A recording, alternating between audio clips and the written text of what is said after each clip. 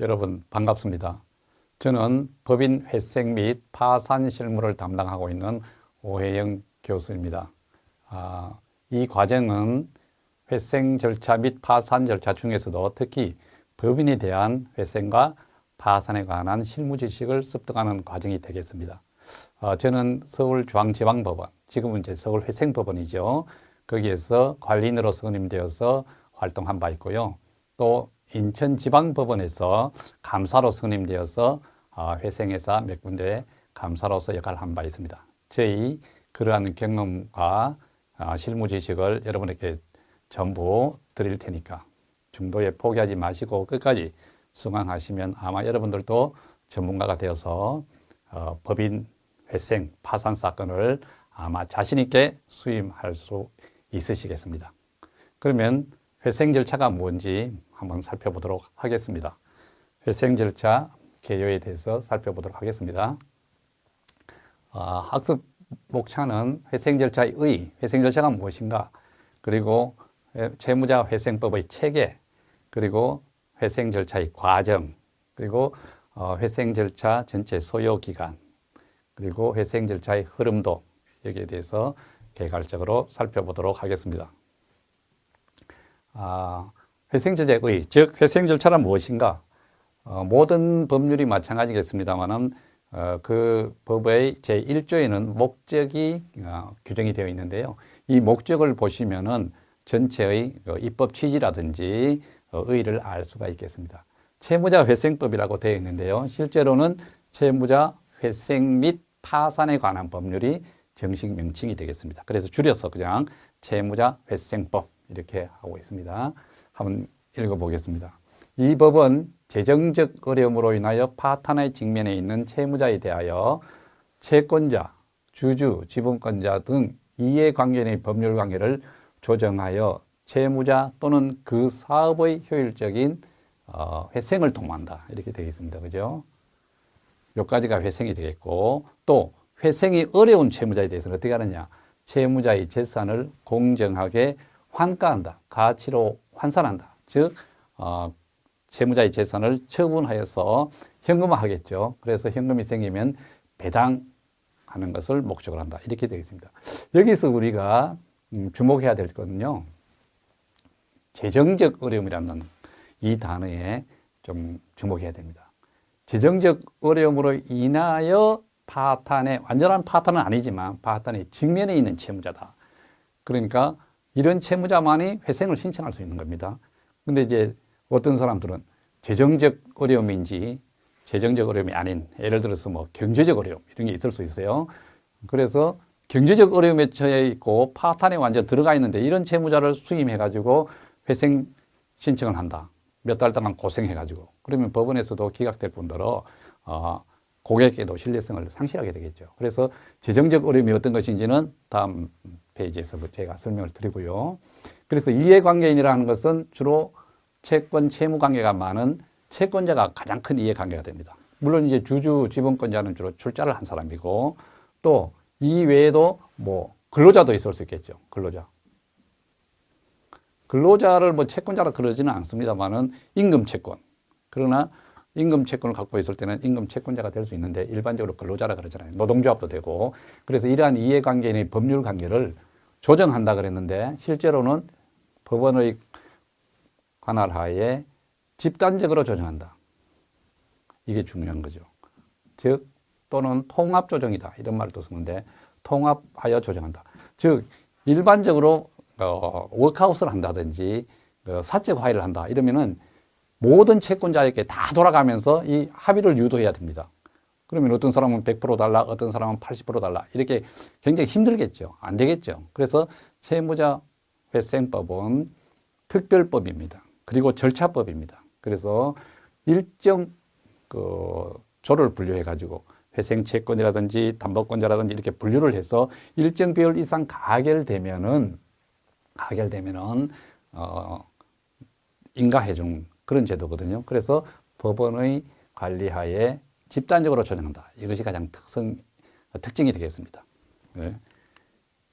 그래서 한번 다시 정의를 해드리면 경제적 어려움이 아닌 재정적 어려움이다. 그죠? 경제적 어려움이 아닌 재정적 어려움으로 파탄에 직면한 채무자에 대해서 채권자 등의 법률적인 이해관계를 법원을 통해서 통합조정한다 말씀드렸죠. 통합조정한다. 그래서 조정하면서 회생 계획을 나중에 만들게 되는데 그럼 채무를 탕감한다든지, 그죠? 또는 일부 출자 전환한다든지, 그리고 상환기간도 최대 10년간 분할해서 또 이자를 거의 안 낸다든지 면제받는다든지 여러 가지 안을 짤 수가 있습니다.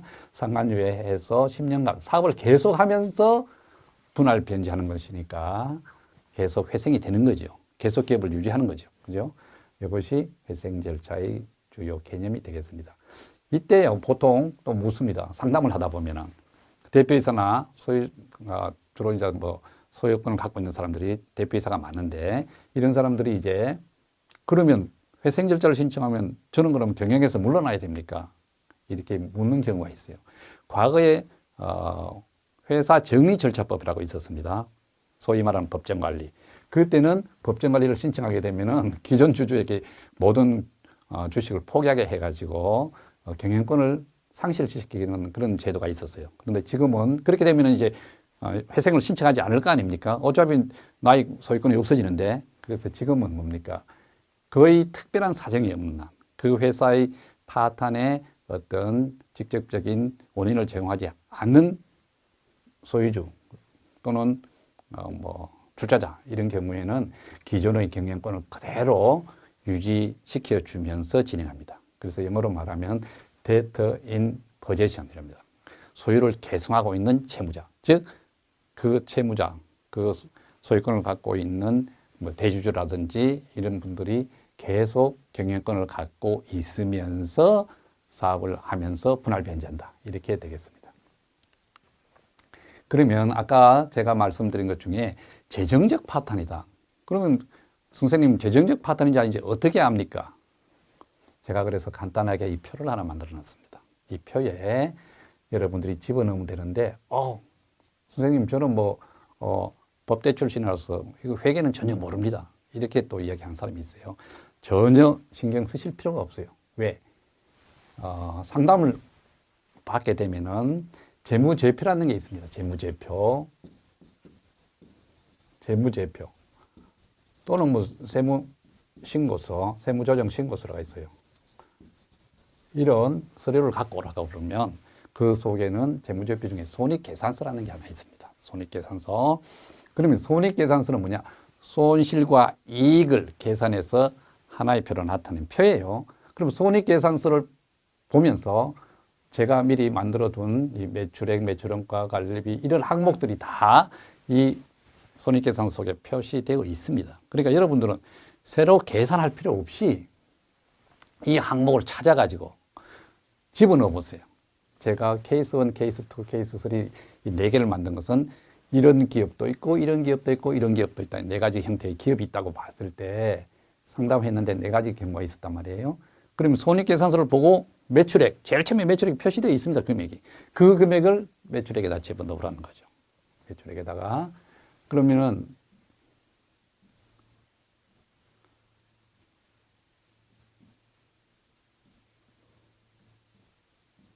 자, 매출액은 얼마인지 집어넣으면 됩니다. 이거는 물건을 팔면 돈이 들어오죠. 그래서 회사의 수입이 됩니다. 그래서 제가 플러스라고 했습니다. 우리가 여기서 앞으로 이제 우리가 그 회생 절차를 계속 진행하면서 또는 파산도 마찬가지입니다. 개인회생도 마찬가지고. 현금 흐름이라는 개념을 알고 계셔야 돼요. 현금 흐름이라는 것은 뭐냐면은 실제로 돈이, 자금이 회사에서 들어오느냐 나가느냐. 현금 흐름. 그래서 아웃플로, 인플로, 캐시 아웃플로, 캐시 인플로 이런 말을 쓰는데 캐시, 현금이 아웃플로다. 바깥으로 나간 지출이 되는 거예요. 인플로다 그러면 들어오는 겁니다. 그래서 들어오고 나간 그 자금이 결국은 나중에 계산하면 남는 자금이 있을 거예요. 그 자금을 계산해 보는 겁니다. 자, 매출액은 물건을 팔면 여러분 돈을 받지요. 그럼 현금이 들어오는 겁니다. 그래서 제가 플러스라고 표시했어요. 플러스. 그 다음에 매출 원가는 뭐냐면 어떤 물건을 팔기 위해서는 물건을 만들거나 또는 물건을 떼와야 돼요. 예를 들어서 여러분들이 커피 파는 카페라고 생각해 봅시다. 그러면 커피를 판매하면 돈을 받지요. 그건 매출입니다. 그죠? 근데 커피를 팔기 위해서는 뭐가 필요합니까? 커피라는 원료를 사와야 되죠. 뭐 커피 원두라든지 이런 거 그런 거는 사와야 되니까 그걸 원가가 됩니다. 원가. 그래서 매출 원가는 그걸 사오기 위해서는 돈이 나가니까 마이너스. 그 다음에 그 판매 직원들이 있을 거 아닙니까? 뭐 아르바이트 생금 쓸 수도 있고 직원을 쓸 수 있죠. 그럼 판매 관리비, 인건비라든지 또 전기료라든지 물세라든지 이런 내는 거 있죠. 회사에서는 여러 가지 관리비를 냅니다. 그래서 이런 것은 현금이 나가죠. 마이너스입니다. 그렇게 하고 나면은 남는 것이 는 이익이 생깁니다. 즉 매출액에서 매출원가를 빼고 판매 관리를 빼면은 영업을 해서 남는, 사업을 해서 남는 이익이 되는 거예요.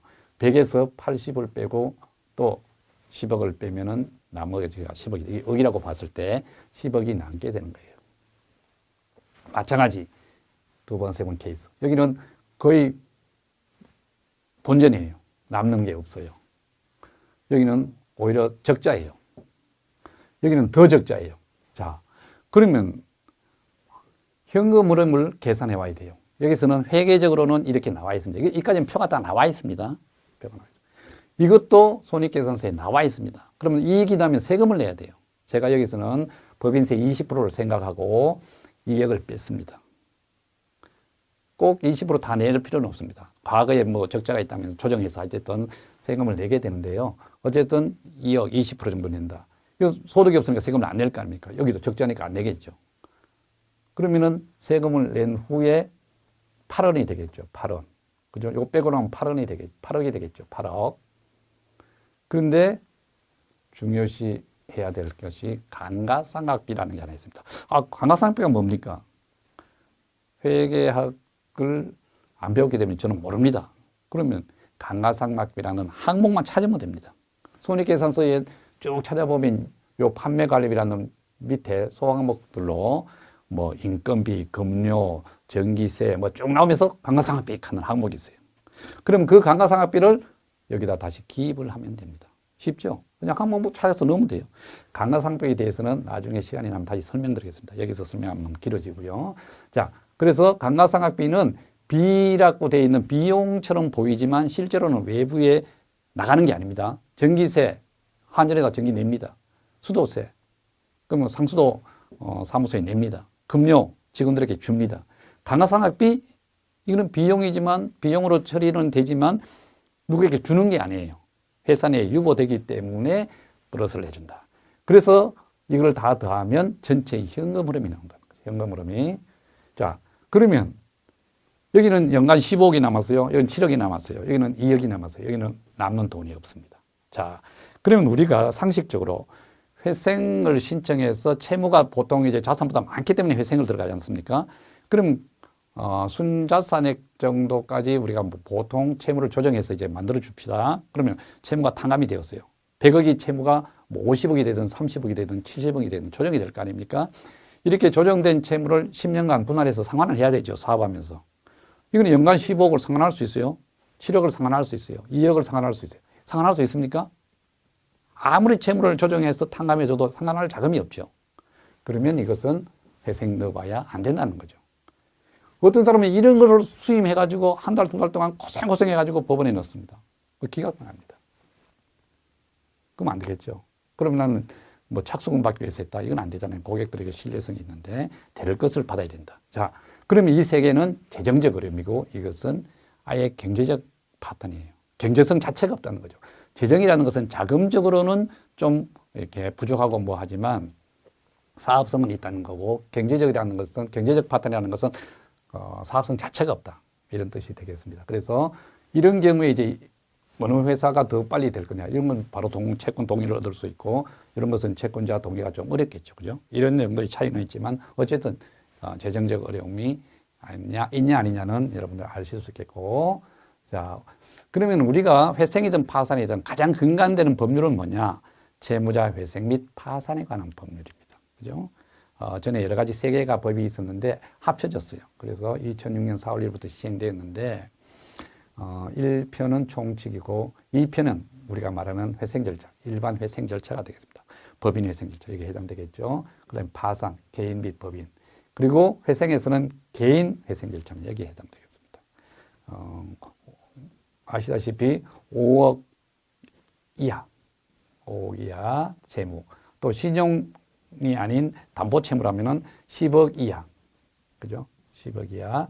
요런 채무는 개인 채무. 개인이지만 이 채무 범위를 벗어난다. 그러면 일반 회생으로 들어가야 됩니다. 그죠? 예. 그 다음에 국제도산 절차는, 국내 기업이 해외에 뭐 공장이 있다든지 사업소가 있을 수 있겠죠. 또 외국 기업들이 국내에서 또 사업을 한 경우 있죠. 이러면은 서로 국가 간 공조, 법원 간의 공조 체계의 절차를 규정해 놓은 겁니다.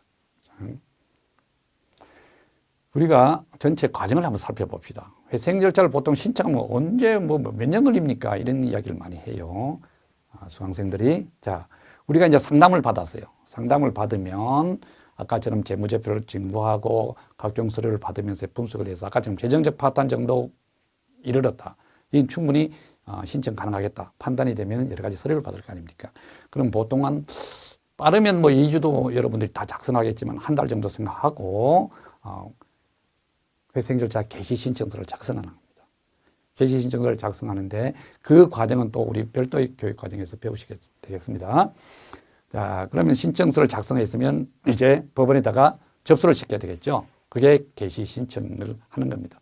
법원에다가 개시 신청서를 접수시키면 법원에서는 보통 1개월 정도, 법원에 1개월 이내에 개시 여부를 결정해야 된다. 이렇게 나와 있습니다. 그래서 빠르면 2주 만에도 나겠지만 1개월 안에 법원에서는 개시 결정을 하든지 아니면 기각 결정을 하든지 하게 됩니다. 물론 한 달 넘는 경우도 있어요. 왜? 재판부가 바뀐다든지 그 사이에 또 보정을 요청했는데 보정이 그때그때 안 이루어진다든지 이러면 조금 연장이 돼요. 자, 개시 결정이 나면은 이제 시작이 되는 겁니다. 스타트가 되는 거예요. 이때는 이제 관리인이 선임됩니다. 저처럼 관리인이 선임돼요. 대부분은 그 회생 채무자 회사의 대표나 임원이 관리인이 되겠죠. 근데 저같이 제3자 관리인으로 갈 수가 있습니다. 그런 대표이사가 회사의 파탄의 책임을 있다든지 부정행위를 했다든지 이렇게 되면은 저처럼 제3자 관리인이 선임될 수도 있어요. 자, 개시 결정이 되면 관리인이 선임되어서 모든 업무를 법원의 지휘하에 처리하게 되겠습니다. 그래서 이 작업이 이제 좀 많은 시일이 걸려요. 한 6개월, 7개월 이렇게 걸릴 수 있습니다. 업무도 굉장히 많습니다. 이때 채권자들을 만나서 여러 가지 채무 조정안에 대해서도 협의도 하고 야단도 맞고 또 설득도 시켜야 됩니다. 이렇게 해서 회생 계획을 만들어야 돼요. 회생 계획안을 만들어서 법원에 제출하고 채권자 회의를 해서 채권자들에게 동의를 받아야 돼요. 그래서 동의를 받게 되면 법원에서 인가 결정이 납니다. 그래서 제가 왜 이걸 제일 높이 놨냐. 여기가 목표 고지입니다. 우리가 수임 받아서 성공 보수까지 받으려면 인가 결정까지 해줘야 되겠죠. 자, 인가 결정이 나면은 회생 계획이 인가됐다는 겁니다. 그럼 회생 계획대로 업무를 수행하면서 변제를 하면 됩니다. 1년에 한 번 정도 변제하는 식으로 이제 회생 계획을 짜게 되겠죠. 자, 개인회생과 다른 점은 개인회생의 경우에는 아마 여러분들 중에 개인회생을 많이 해보셨을 것 같은데 개인회생의 경우에는 신청서 작성하고 한 달 내내 14일 이내에 변제 계획을 내잖아요. 그런데 보통 신청할 때 같이 냅니다. 변제 계획은. 그러면 그 변제 계획 내더라도 법원에서 인가가 나더라도 2년이면 2년, 3년이면 3년 변제 기간을 수행해서 다 정상적으로 수행했을 때 나머지 채무는 어떻게 됩니까? 탕감을 받습니다. 근데 법인회생은 다른 점이 뭐냐? 회생계획 인가가 나면 이 시점에서 바로 회생계획에 없는 모든 채권 채무는 면제가 됩니다. 쉽게 말해 탕감이 되어버립니다. 그래서 만약에 100억이 있었는데 70억만 변제하기로 변제계획을 짰어요. 회생계획을 짰어요. 그러면 이 30억은 이 인가결정남과 동시에 없어져 버리는 겁니다. 이거는 251조에 나오는 사항에 대해 나중에 다시 한번 설명을 드리고요. 그러면 그 다음부터는 이제 여러분들은 이제 사건 완전히 성공 보수 받으면서 이제 사건을 다 잘 처리해 드린 겁니다. 이제 고객들에게. 그럼 나머지는 관리인이 이렇게 회생계획대로 변제해서 1년만 잘 변제하면요. 법원에서 조기 종결합니다. 하산하세요. 그럽니다. 근데 이렇게 탕감해줘도요. 또 변제하지 못하는 경우도 있고 또 한 1년 변제하다가 못하는 경우도 있어요. 근데 1년만 변제하면 종료되니까 정상화됐다고 보지만 다시 변제하지 못해가지고 그렇게 종료되더라도 회생 계획대로 계속 수행해야 되거든요. 그것도 못해서 나중에 파산을 가거나 뭐 또 이렇게 문제가 생길 수가 있습니다. 그래서 종료되거나 그 회생 계획대로 수행을 못하면 파산 폐지가 되는 겁니다. 자, 그래서 소요기간을 쭉 한번 나열해 봤습니다. 아까처럼 말씀드렸듯이 개시결정은 1개월 이내, 목록 작성 제출 기간 개시 후 2개월 이내 이렇게 쭉 나와 있습니다. 이 기간은 법에 나와 있는 기간이고요. 최대 기간이고 더 법원에서 결정할 때 개시결정문에 나오는 기간이거든요. 더 단축될 수가 있습니다. 또 법에 의하면은 이 기간의 50% 범위 내에서 증가도 가능합니다. 즉 2분의 1 이상 더 증가를 연장을 할 수도 있습니다. 근데 대부분 이거 이내로 결정을 해줍니다. 전체 흐름도를 한번 살펴보겠습니다. 나중에 이제 구체적으로 우리가 진행되면서 다 하시겠습니다만은 회생절차 개시 신청, 아까 신청서 작성해서 신청하시잖아요. 할 때 여러 가지 이미 채무자는 채권자들이 이미 채무자의 재산에 대해서 예금이라든지 재산에 대해서 이미 강제 집행 등 또는 가압류 이렇게 보전 처분 해놓은 경우가 있어요. 그래서 그런 보전 처분에 대해서 중지 명령 신청이라든지 또 앞으로 채권자들이 채무자의 재산에 대해서 압류나 가압류 뭐 경매 같은 거 못하도록 아예 포괄적 금지 명령 이거를 신청할 수가 있습니다. 그래서 보통 신청하고 중간중간 필요할 때 해도 되지만 신청서와 동시에 하는 경우가 많습니다. 그리고 그럼 이제 신청서가 오면 법원에서는 심사를 하게 되겠죠. 서면 심사를 합니다. 서류. 주로 이제 그 재판부 밑에는 또 관리위원이 있거든요. 그래 관리위원이 주로 실무적으로 검토를 하고 최종 또 재판부에서 담당 판사님이 보시죠. 그래서 서면 심사를 하고 필요하면 공장을 방문합니다. 사업장을 방문합니다. 현장 검증을 합니다. 그리고 대표자를 불러서 신문합니다.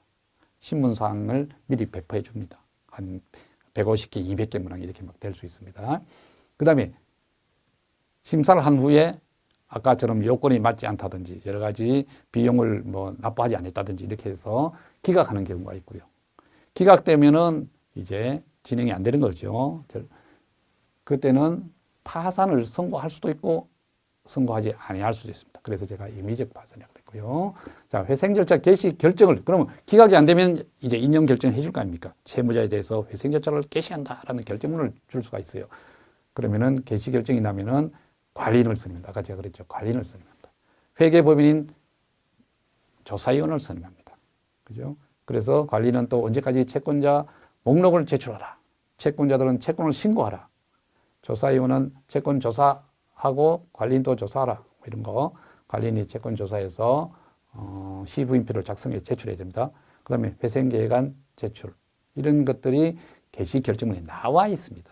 나와 있어요. 그래서 개시 결정 나면은 대법원 사이트에 공고 송달, 회생편에 공고가 됩니다. 그리고 문서가 송달이 되겠죠. 채권자와 채무자 송달이 됩니다. 자, 채권조사, 채무자 재산 조사를 평가한다. 조사위원이 채권자 목록을 작성 제출한다. 관리인이 채권자가 채권 신고하면은 여기에 대해서 시부인표를 작성해서 채권을 조사하는 게 또 있습니다. 관리는. 그리고 조사위원은 기업의 가치를 평가해서 청산 가치가 얼마인지 계속계획 가치가 얼마인지를 또 평가를 하게 되겠습니다. 그 다음에 관리인이 집회를 하게 되면 관리인 보고를 위한 관계인 집회를 하는데요. 이 관계인 집회는 과거에는 반드시 했어야 돼요. 근데 지금은 법원에서 필요하다면 하고 필요하지 않다면은 관리인으로 하여금 관리인 보고서를 서면으로 채권자에게 보내도록 하는 경우도 있습니다. 자, 회생계획안을 작성해서 제출하게 된다.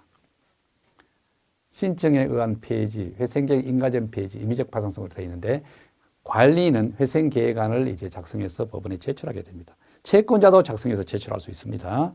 예. 그래서 그 회생계획안이 작성해서 법원에 제출되면 심사를 하고 몇 번 수정을 거칩니다. 그 다음에 이제 이를 채권자 결의에 붙이게 되는데요.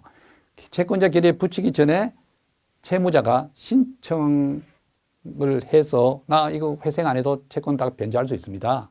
소명을 해서 신청에 의한 폐지, 그 회생 절차를 폐지해달라고 할 수 있고요. 회생계획 인가전의 폐지라는 것은 뭐냐 그러면 회생계획안을 제출해 가지고 채권자에게 결의를 붙였는데 부결됐어요. 그래 되면 인가전의 회생 절차를 폐지하게 됩니다. 이때는 인가가 아직 안 났기 때문에 법원에서 파산 선고할 수도 있고 아니할 수도 있습니다. 자, 그다음에 회생계약은 이제 넘어갔어요. 그럼 이제 심리하고 결의할 거 아닙니까? 그래서 회생계획이 인가가 되면 회생계획에 변제가 시작되고 1년만 1회 법에는 1회라고 되어 있습니다. 1회가 1년마다 한 번씩 변제하니까 변제가 시작되면 조기정리를 할 수 있다. 이렇게 되어 있습니다. 그러면 조기정리를 하려면 어떻게 하는 게 좋아요? 1차 연도의 변제금을 아주 적게 하면 되겠죠. 그러면 채권자가 반대할 수는 있겠지만 잘해서 1차 연도의 변제금을 적게 하면 변제할 수 있죠. 그러면 조기정리를 하게 됩니다. 네. 자, 회생계획 인가가 나면 이런 거고, 회생계획이 인가 나도 회생계획이 잘 이행돼야 되는데 이행되지 않으면 어떻게 됩니까? 바로 회생계획 인가 후 폐지가 되는 겁니다. 이것은 채권자 결의와 관계없이 자, 저도 이제 회생 관리인 할 때 회생계획대로 3년 동안 변제가 잘 안 됐어요. 그래서 결국 제가 회생 절차 폐지 신청을 했습니다. 폐지 신청은 관리인이 할 수도 있고요. 관리인이 안 하면 법원에서 직권으로 폐지할 수도 있어요. 그래서 이때는 회생 절차가 폐지되면 당연 파산 선고를 해버려야 됩니다. 필요적 파산 선고라고 그랬죠. 아까 전에 회생계획 인가전의 폐지는 회생계획안의 결의가 안 돼서 폐지했을 때는 파산을 할 수도 있고 안 할 수도 있고 법원에서. 그러나 회생계획 인가가 나서 이미 채무가 탕감되고 그것도 이행되지 못했기 때문에 이때는 파산으로 들어가서 아까처럼 우리 제1조에 뭐라고 되어 있습니까? 회생이 어려운 채무자에 대해서는 채무자의 재산을 공정하게 환가 배당함을 목적으로 한다 그래야 되죠. 이때는 이제 파산 절차에 들어가서 채무자의 재산을 환가하고 배당하도록 되겠습니다. 자, 오늘은 회생 절차 개요에 대해서 살펴보았습니다. 예, 모두 수고 많이 하셨습니다. 다음 시간에 뵙겠습니다.